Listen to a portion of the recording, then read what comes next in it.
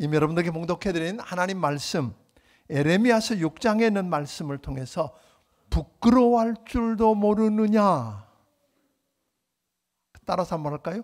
부끄러워할 줄도 모르느냐. 네, 기도하겠습니다. 하나님 아버지, 오늘 어버이 주일을 맞아서 사랑하는 주의 백성들이 아버지 집에 나와 살아계신 하나님을 예배하며 부모 공경과 권위를 생각해 보는 시간 주신 것 감사합니다. 하나님 아버지, 오늘 저들을 축복해 주시고 저들 때문에 우리가 있고 또 우리 때문에 다음 세대가 있는 이 놀라운 은혜를 경험하게 하여 주시옵소서. 오늘 시간에 말씀을 통해서 살아계신 하나님의 영광을 드러내게 하여 주시옵시고, 말씀을 통해서 아버지 하나님 말씀이신 주님을 만나는 축복이 있게 하여 주시옵소서. 예수님 이름으로 기도하옵나이다. 아멘. 아멘. 본래 예루살렘 성은 오늘 시편 48편 2절에 보니까 터가 높고 아름다워 온 세계가 즐거워하며 큰 왕의 성 곧 북방에 있는 시온산 같다라고 일컬음을 받았었습니다. 이 예루살렘을 생각하면서 하나님이 내 딸이라고 그랬어요. 내 고운 딸. 그렇게 일컬음 받던 오늘 이 예루살렘을 6절에 보니까 벌받을 성읍이래요. 벌받을 성읍이라고 그러고, 또 예루살렘 성은 난공불락의 성이었어요. 견고한 성이어서 전쟁이 나면 주변에 사는 사람들이 이 성으로 피난하면 안전을 보장받았었습니다. 그런데 예루살렘 성 안에 있으면 죽고 망한다고, 저 북방에서 재앙과 파멸을 안고 오는 군대가 곧 들이닥칠 때니까 그들이 이르기 전에 빨리 피난을 가랍니다. 오히려 성이 안전한 게 아니라 성 안에 있으면 죽는답니다. 에레미야 선지자는 1절에서 외칩니다. 1절을 보니까 제가 공동번역으로 한번 읽어보면 실감이 날 텐데요. 베냐민 사람들아 도망쳐라. 예루살렘에서 빠져나가라. 드고아에서 나팔을 불어라. 벳하겜에서 깃발을 올려라. 북녘에서 재앙이 밀어닥친다. 대살육이 임박하였다. 그러니까 침략자들에게 어떻게 방어할까 대응하기는커녕 그들이 도달하기 전에 뭐 하라고요? 예루살렘에서 빠져나가지 못하면 다 죽는다 하고 경고를 하고 있는 겁니다. 침략군이 오기 전에 주변에 많은 백성의 피난처가 되었던 예루살렘 성이 완전히 파괴될 것이니까 오늘 그곳에서 빨리 도망쳐서 피난 가라고 이야기합니다. 아름답고 우아한 시온의 딸로 불리우면서 하나님의 기대와 애정을 많이 받았던 도성이 하나님의 대적이 되어버렸다고 이야기합니다. 하나님의 사랑을 받던 그가 뭐예요? 하나님의 대적이 되어버렸다는 것입니다. 오늘 이렇게 이야기해요. 북쪽에서 양떼를 이끌고 온 목자들처럼 예루살렘을 칠 적들의 장수들이 군사를 이끌고 와서 어떻게 예루살렘을 칠까 회의를 하고 있는데, 깜짝 놀랄 일은 하나님이 총사령관이 되셔서 그 칠 준비를 하라고 명령하고 있다는 것입니다. 4절을 우리 한번 같이 읽어보겠습니다. 시작. 너희는 그를 칠 준비를 하라. 일어나라. 우리가 정오에 올라가자. 아깝다. 날이 기울어 저녁 그늘이 길었구나. 그냥 치라고 말하는 게 아니라 밤낮을 구분하지 말고 낮에 치던 그 여세를 몰아서 성이 함락될 때까지 밤에도 공격을 멈추지 말라고 오늘 이야기합니다. 그것도 나무를 베어다가 목책을 만들어서 공격하랍니다. 어떻게 구체적으로 공격할 것까지 이야기합니다. 이스라엘의 보호자였던 하나님이 그들을 공격하는 뭐가 되었다고요? 적이 되었다는 거예요. 아니, 보호자였던 하나님이 그들을 대적하는 적이 된 셈입니다. 이스라엘이 두려워해야 할 점은 신속히 멸망하기 위해서 달려오는 침략군이 아니었습니다. 사실 유다는 이 침략군의 상대가 되지 못하지만, 그런데 더 무서운 것은 그 침략군을 지휘하고 도구 삼아서 그들과 싸우시는 하나님, 그들과 싸우시겠다고 나서신 하나님을 두려워해야 한다고 이야기합니다. 이 하나님이 누구십니까? 시내산에서 그들과 언약을 맺으신 여호와 하나님이십니다. 출애굽기 19장 4절에서 6절에 있는 말씀을 우리 한번 같이 읽어보겠습니다. 자, 시작. 내가 애굽 사람에게 어떻게 행하였음과 내가 어떻게 독수리 날개로 너희를 업어 내게로 인도하였음을 너희가 보았느니라. 세계가 다 내게 속하였나니 너희가 내 말을 잘 듣고 내 언약을 지키면 너희는 모든 민족 중에서 내 소유가 되겠고 너희가 내게 대하여 제사장 나라가 되며 거룩한 백성이 되리라. 너는 이 말을 이스라엘 자손에게 전할지니라. 애굽에서 430년 동안 종로로 타면서 희망이라고는 전혀 없던 저들을 하나님이 어떻게 건져내시고 구원하셨는지를 말하시고는 너희가 건져내놓고는 그렇게 이야기하는 거예요. 너희가 내 말을 잘 듣고 내 언약을 뭐하면? 지키면. 다른 조건이 없었어요. 너희가 내 말을 잘 듣고 내 말을 지키면 내가 세계에 있는 모든 민족 중에서 너희를 내 소유로 삼을 거고 내 나라에 대해서 너희가 나에 대해서 제사장 나라가 되고 거룩한 백성이 되게 할 거야. 다시 말하면 하나님은 또 이렇게 이야기하거든요. 너희는 내 성물이야. 하나님께 드려지는 거룩한 성물이기 때문에 만일 성물을 손대면 누가 나서시겠다고요? 하나님이 나서시는데 오늘 이 문제를 우리 하나님은 구체적으로 이렇게 이야기했어요. 마치 너희는 너희를 건드리면 내 눈동자 건드리는 것으로 알고. 누구를 건드렸다고요? 눈동자 건드리는 것으로 알고 하나님이 나서시겠다고 했던 백성이에요. 자, 그런데 그 하나님이 저들을 치는 뭐가 되었다고요? 적이 되셨다는 거예요. 저들을 치는 대적이 됐다는 거예요. 무슨 이야기입니까? 왜 이렇게 되었을까요? 하나님이 변심하신 겁니까? 아닙니다. 7절에 있는 말씀을 우리 한번 같이 읽어보겠습니다. 시작. 샘이 그 물을 솟구쳐냄 같이 그가 그 악을 드러내니 폭력과 탈취가 거기에서 들리며 질병과 살상이 내 앞에 계속하느니라. 여러분, 샘이 하루 종일 24시간 쉬지 않고 새로운 물을 솟구쳐내는 것처럼 365일 24시간 동안 예루살렘에 악이 솟구치고 그래서 저들의 질병과 살상이 이루어지고 있다고 이야기합니다. 그런데 문제는 하나님께서 그들의 문제 때문에 저들을 치시겠다고 하시고는 하나님께서는 저들을 치시면서 뭐라고 말씀하세요? 기뻐하며 치시는 게 아니잖아요. 여러분 자식들이 잘못했을 때 웃으며 기뻐하고 즐거워합니까? 아닌 것처럼 울면서 아파하면서 그래도 마지막 그 순간에라도 당연히 망해야 되고 당연히 심판받아야 되는데 살 수 있는 기회를 주고 싶어 하시는 하나님의 모습을 오늘 이야기합니다. 8절 읽어보겠습니다. 시작. 예루살렘아 너는 훈계를 받으라. 그리하지 아니하면 내 마음이 너를 싫어하고 너를 황폐하게 하여 주민이 없는 땅으로 만들리라. 이거 보니까 너는 내 훈계를 받으라. 그리하지 아니하면 내 마음이 너를 싫어하고 너를 황폐하게 만든다는 말은 뭐예요? 그 안에 이면에 무슨 이야기가 있어요? 너희가 내 말을 들으면 뭐 하겠다는 거예요? 살 기회를 주시겠다는 거예요. 아멘. 너희가 내 말을 듣고 돌이키면. 그런데 결국 예루살렘은 무너지고 불타고 사람들은 포로로 바벨론으로 끌려가고 그 땅이 황폐하게 됩니다. 사람들이 무너지니까 결국 누가 무너져요? 땅도 무너지더라고 하는 것입니다. 그래서 하나님이 그 모습을 보면서 에레미야에게 이렇게 말합니다. 당연히 망해요. 사람들이 적들이 와서 포도를 훑어가는 것처럼 훑어가는데 그 잎사귀 뒤에 숨어있는 포도 알갱이라도 네가 뭐예요? 빨리 건져내라는 거예요. 당연히 그들의 죄악 때문에 망하게 되었어. 망한다. 그래. 그럴지라도 네가 한 사람이라도 심판을 피하고 살 수 있는 기회를 주고 싶어 하시는 거예요. 한 사람이라도 살려라.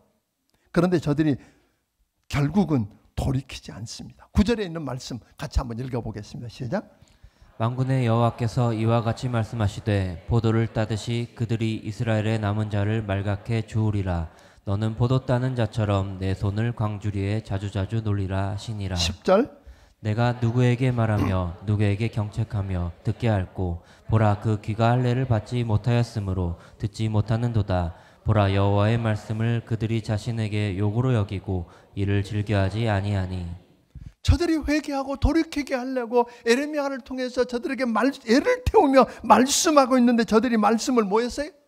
안 듣는 거예요. 그냥 안 듣는 게 아니라 하나님의 말씀을 선포하는 에레미야가 마치 자기에게 뭘로 여겼다고? 하나님 말씀을 욕으로 여겼대요.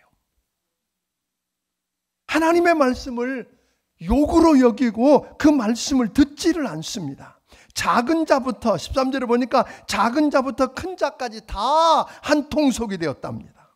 하나님을 거역하고 욕심에 탐욕에 사로잡혀 있습니다. 결국은 그렇게 하다가 보니까 그렇게도 얻고 싸우려고 하고 오늘 붙들려고 안간힘을 썼던 모든 것들, 다시 말하면 집과 밭과 보물과 가족들을 다 잃고 빼앗기게 되었으니 여러분 얼마나 허탈하냐고 하는 겁니다.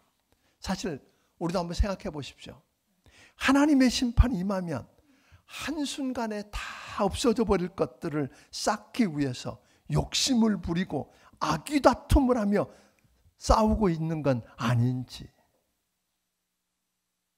여러분, 그날이 오면 하나님이 세우신 것만 남을 것입니다. 또 이렇게 된 것을, 그래서 우리 주님은 말씀합니다. 백성들의 문제가 아니라 선지자들과 제사장들, 지도자들의 문제라고 말합니다. 저들이 당연히 하나님의 말씀을 바로 선포하고 바로 해석하고 바로 전해야 되는데 듣고 싶은 말만 전합니다. 듣기 좋은 말만 전합니다. 오늘 백성들을 향해서 이건 이렇게 살면 이건 죄입니다. 이렇게 살면 망합니다. 이렇게 살면 하나님이 징계합니다라고 말하면서 빨리 돌아오라고, 돌이키라고 하는 말을 하지 않습니다. 왜? 사람들이 안 들으려고 하니까. 오히려 괜찮다고, 암덩어리가 몸에 전체 퍼져나가고 있는데 오늘 이렇게 암덩어리를 내버려 두면 오늘 죽습니다 라고 말하면서 그에게 뭘 해야 돼요? 수술을 해서 그 암덩어리를 제거하자고 이야기해야 되는데 파스만 붙여주면서 괜찮다고, 나을 거라고 이야기하는 것과 다르지 않다는 거예요. 왜? 그 시대에 거짓 선지자들이 있었어요. 거짓 선지자들이 나타나서 와서 이야기합니다.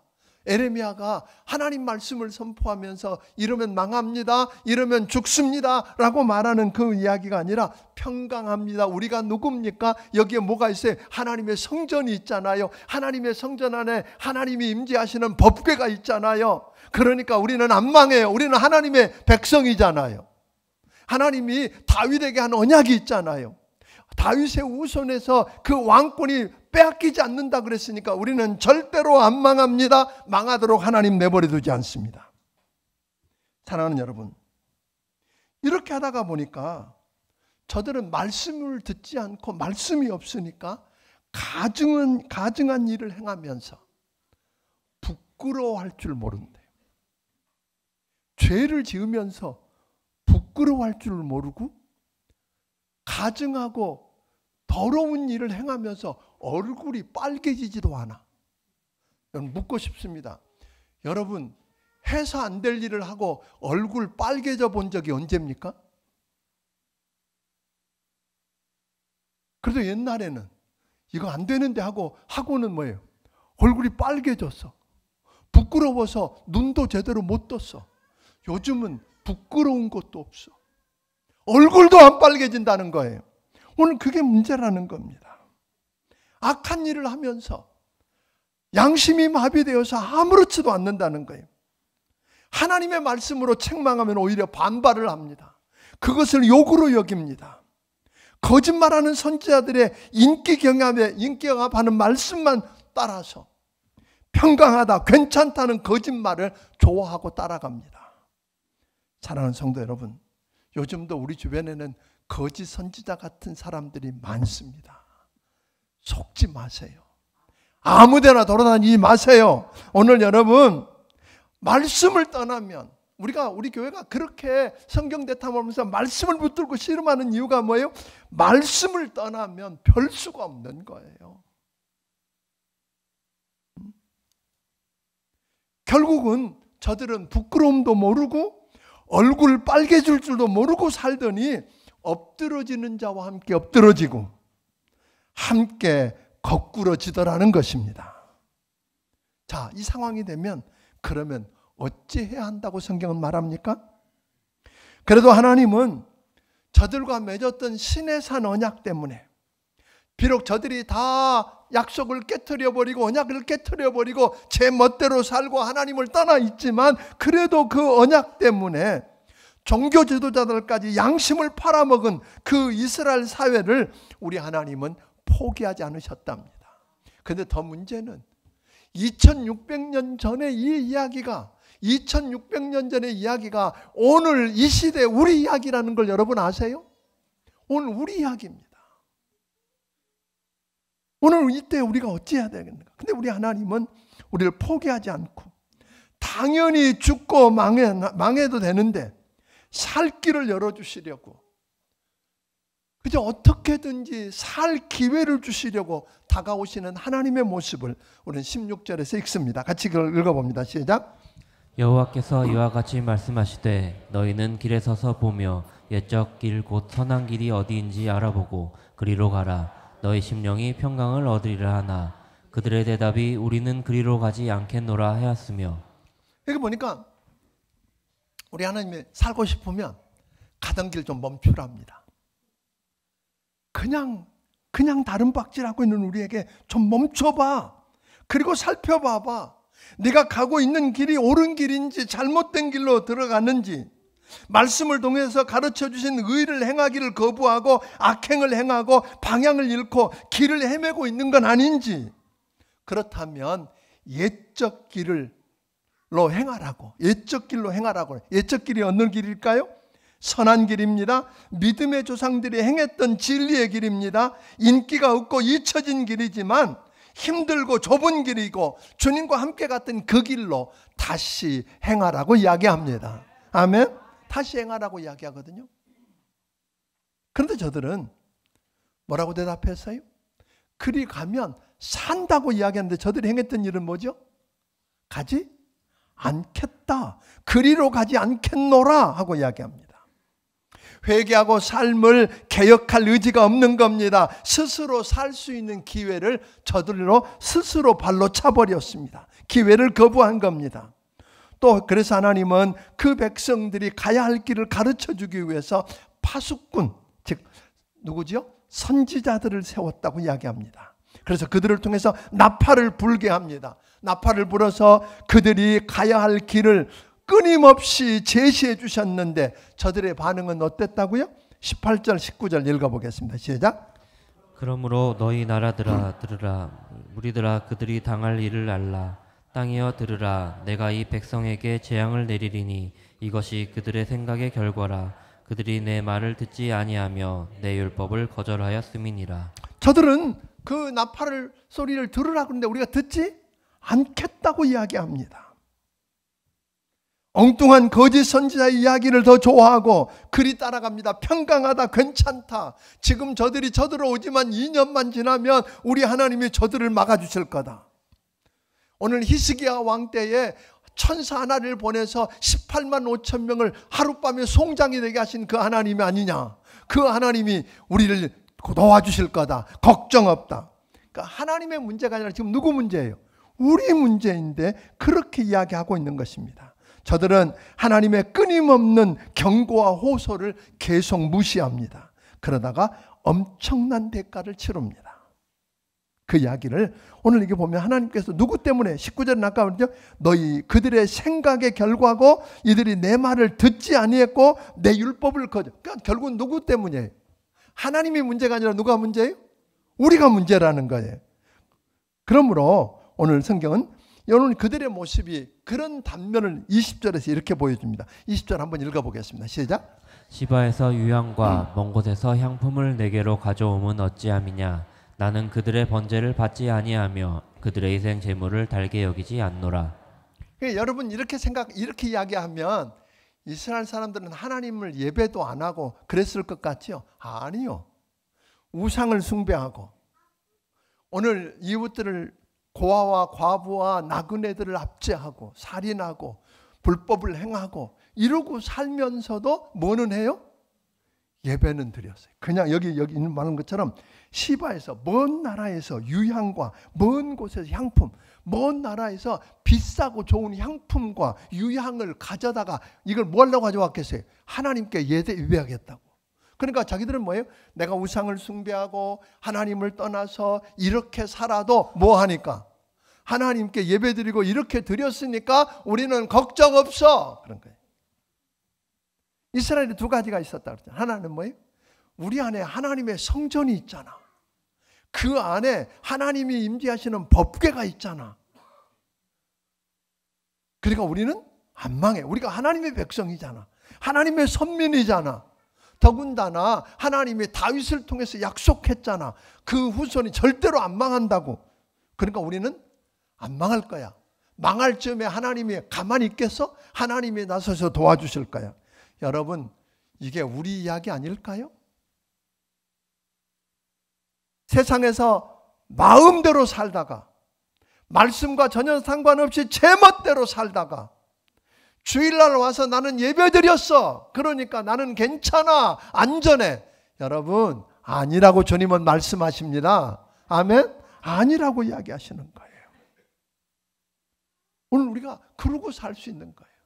어때? 그래서 성경이 말하는, 주님 말씀하시기를 너희가 이것을 하나님의 성전이라고 그러는데 성전 아니다. 그렇게 이야기하거든요.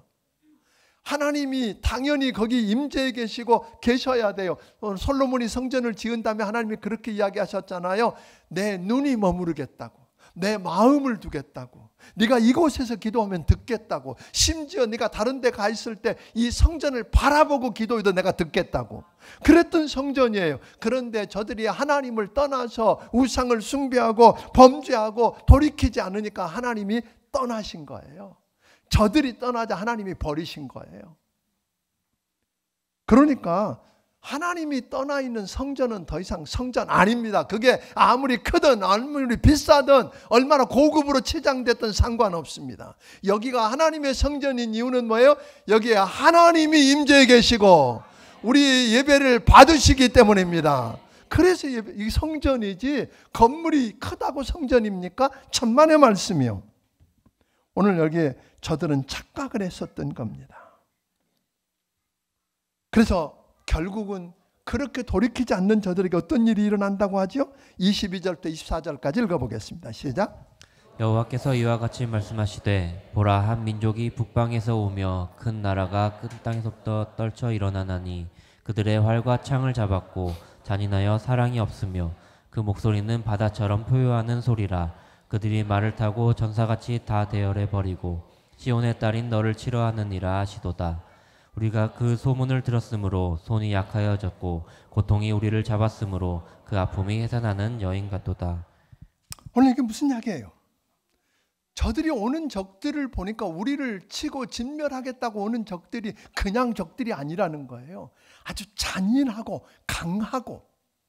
그래서 그들이 들이닥쳤을 때 어떤 일이 일어날지 상상해봐라. 소문 들었으면 어떻게 하라는 거예요. 그러니까 이 소문을 듣고 나니까 사람들이 어떻게 할까요? 어떻게 하면 살까? 애굽에 사람을 보내기도 하고 이런 방법 저런 방법 썼는데 아니야. 지금 그럴 때가 아니라고 이야기하는 거예요. 다른 방법이 아니라 오늘 26절은 이렇게 우리에게 이야기합니다. 그 어려울 때가 되거든 이렇게 해라. 26절 읽습니다. 시작.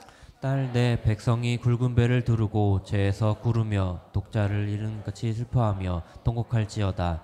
명말시킬 자가 갑자기 우리에게 올 것임이라. 그때는요 다른 방법 하지 말고 독자 아들을 잃어버린 엄마의 심정으로, 여러분 하나밖에 없는 아들이 죽었다면 그 아들이 죽는 모습을 보는 엄마가 어떻게 하겠어요? 죄를 무릅쓰고 통곡하고 슬퍼하며 울고 하나님께 나오라는 거예요. 여러분 지금은 회개하고 하나님께 돌아와서 엎드릴 때인 줄로 믿으시기를 주의 이름으로 축원합니다. 왜냐하면 29절 30절에 있는 말씀 보니까 그런 이야기를 하는 거예요. 하나님의 백성이라고 한 그들을 치는 이유가 뭐예요? 때로는 그들이 병이 들기도 하고 때로는 흉년을 만나게도 하고 때로는 적들을 통해서 전쟁을 경험하게도 하고 그들을 툭툭 치는 이유가 뭐였어요? 망하라고요? 미워서요? 아니요. 이유가 딱 한 가지 있었어요. 그들을 다듬어서 오늘 그들에게서 악을 제거하고 더러운 것들을 씻어내고 성결한 사람으로 하나님 앞에 서게 하려고 하는 건데, 그래서 여러분 아는 것처럼 은이나 금을 불덩이다 넣고 풀무에다 넣고 온도를 높이는 이유가 뭐예요? 그 안에 있는 불순물들을 제거하기 위해서잖아요. 금이 밉고 은이 미워서가 아니잖아요. 그 안에 있는 불순물들을 뽑아내기 위해서. 마찬가지예요. 하나님께서 마치 풀무처럼 저들이 어려움을 겪고 전쟁을 통해서 여러 가지 모양으로 공경을 당하는 이유는 뭐예요?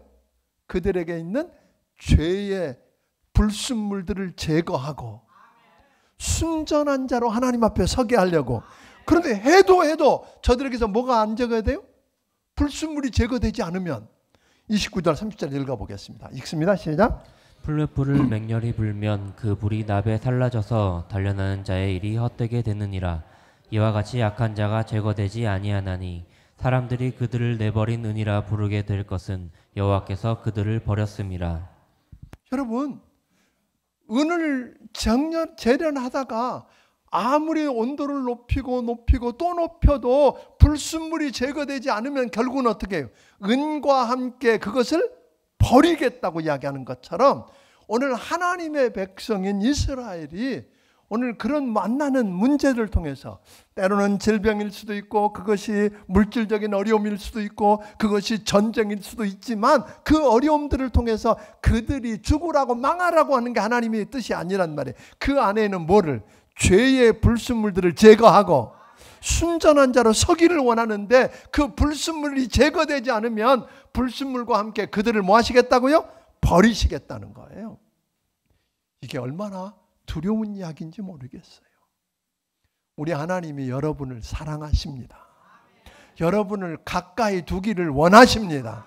그러셔서 여러분 안에 있는 죄악들이 제거되기를 원하십니다. 그런데 그 죄를 제거하지 않으면 이렇게도 죄를 끌어안고 그거 없으면 못 산다고 붙들고 살면 죄와 함께 뭐 하시겠다고요? 버리시겠다. 그래서 결국은 하나님이 이스라엘 백성들을 버리셨어요. 그게 어디예요? 바벨론의 포로로 끌려갔어요. 쇠사슬에 묶여서 1000km가 넘는 그 거리를 짐승처럼 끌려갔어요. 그곳에 가서 70년을 살면서 그 70년이 뭐 하는 데 걸린 시간이에요? 그들의 불순물이 제거되는 시간이었어요.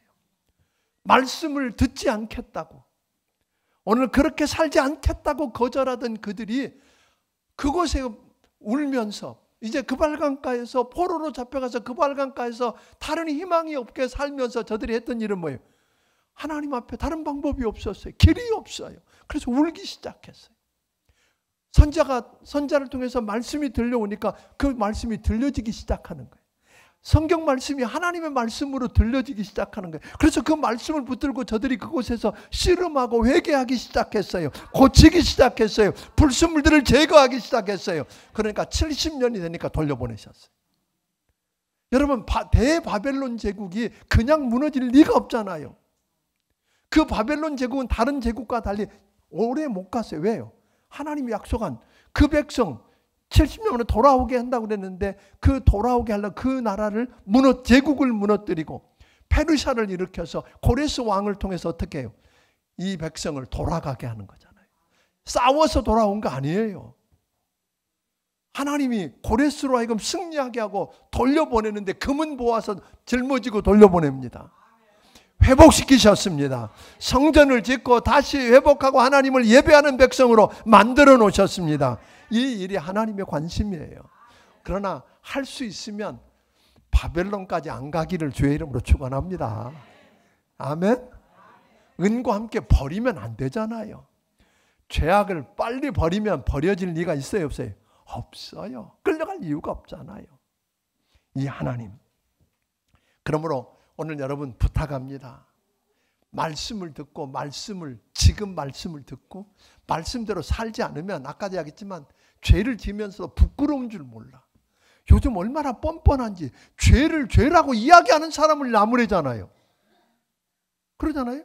죄를 죄라고 말하는 사람을 나무라는 시대에 살고 있어요. 죄를 짓고도 얼굴이 빨개지지도 않아.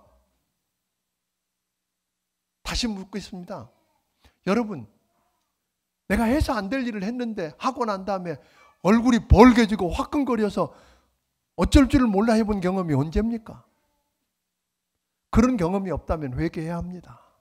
지금은 하나님 앞에 무릎 꿇을 때고 지금은 말씀을 들을 때입니다. 그래야 삽니다. 하나님 여러분과 나를 살려주시기 위해서 지금 말씀하고 있는 겁니다. 이 말씀 앞에 다시 돌아서는 복된 여러분들이 되기를 주의 이름으로 축원합니다. 기도하겠습니다.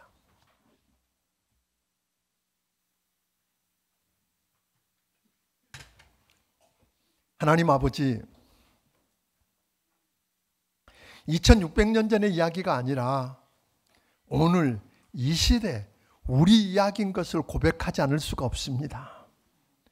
아버지 하나님, 북방에 있는 그 악하고 잔인한 바벨론이 우리를 집어삼키기 위해서 내려오는 소문을 들었습니다. 그 소문을 우리도 듣게 하여 주시옵소서.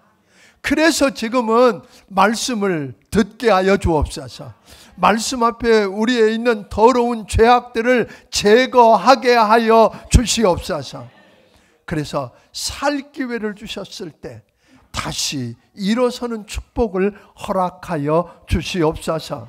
한 영혼도 아버지 하나님 그냥 무너지지 않게 하여 주시옵소서. 아버지 하나님, 오늘 사랑하는 귀한 주의 백성들이 주의 은혜가 너무 감사해서 하나님 아버지께서 주신 것 가운데 10의 1조와 감사의 물과 선교 헌금과 또 건축의 물과 여러 가지 모양의 정성을 우리 아버지께 드립니다. 하나님 아버지 받아 주시옵소서. 하나님 아버지 축복하여 주시옵소서. 오늘 이 악한 시대에 하나님 죄와 싸워서 이기고 헛된 세상 이야기에 귀 기울이다가 죄와 함께 무너지지 않도록 저들을 지켜 주시옵소서. 예수님 이름으로 기도하옵나이다. 아멘. 말씀을 기억하신 찬양드리며 준비하신 예물을 하나님께 드리길 원합니다.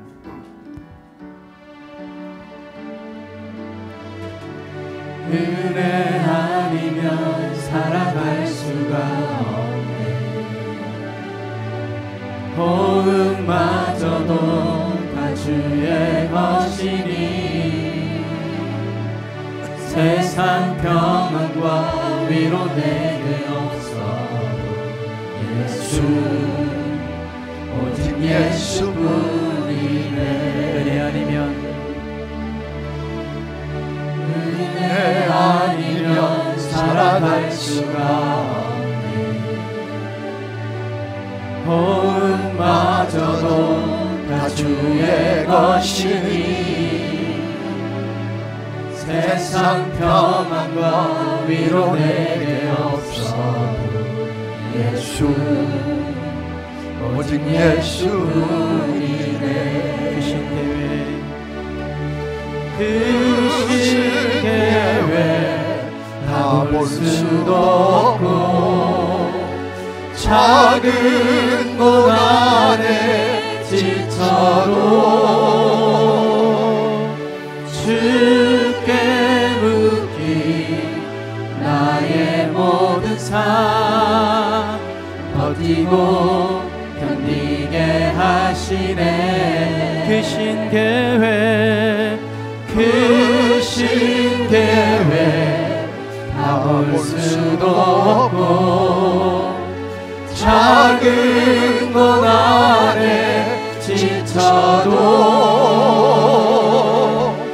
주께 묻기 나의 모든 삶 버티고 견디게 하시네.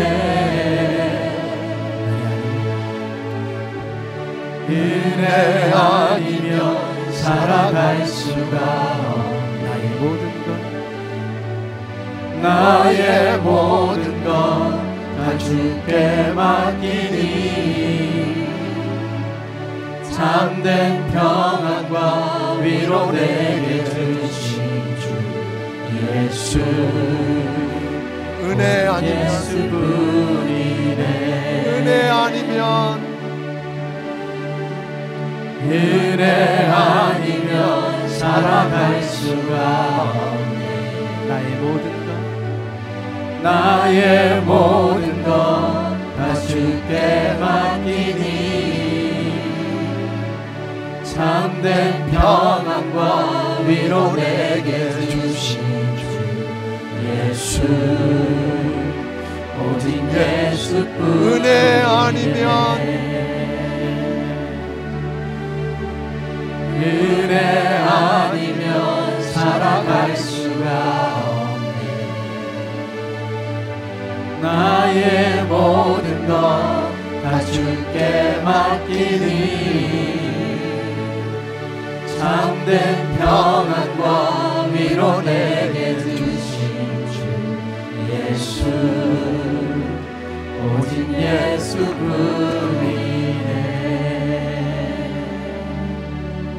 예수뿐이네. 이제는 우리 주 예수 그리스도의 크신 은혜와 하나님 아버지의 무한하신 사랑과 성령님의 감화 감동하시고 역사하시며 교통하심이 오늘 죄를 죄로 알고 하나님 앞에 나와 다시 엎드려서 말씀을 붙들고 회개하고 살 기회를 얻기 원하는 심령들 머리머리 위에 지금부터 영원까지 함께하여 주시기를 예수님 이름으로 축원하옵나이다. 아멘.